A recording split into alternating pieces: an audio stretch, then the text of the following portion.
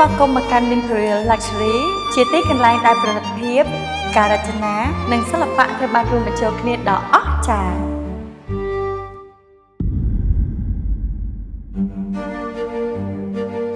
ចាជំរាបសួរបងសូមស្វាគមន៍មកកាន់ហាង Imperial Luxury ចាអូននៅខាង Imperial Luxury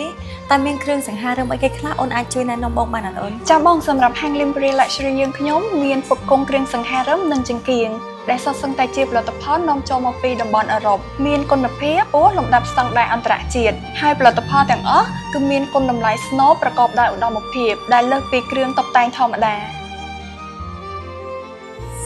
ការរៀបចំរបស់ Imperial Luxury ពីទីតាំងមួយទៅទីតាំងមួយ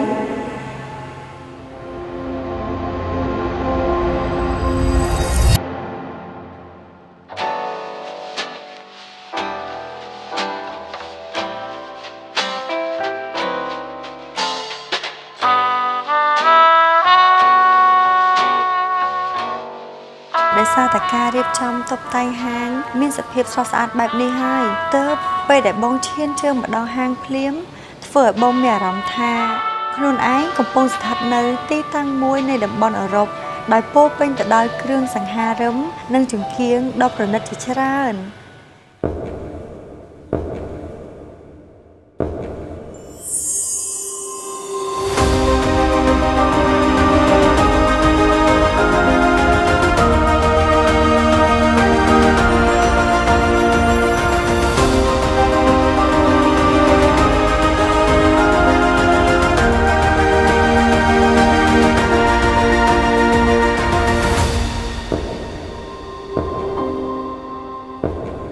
ប្រសិនមកលោកអ្នកមានចំណាប់អារម្មណ៍លោកអ្នកអាចអញ្ជើញមក Imperial Luxury ដោយផ្ទាល់ដែលមានទីតាំងនៅលើមហាវិថីកម្ពុជាក្រោមចុះពីស្ពានអាកាស7មករាចម្ងាយ500ម៉ែត្រ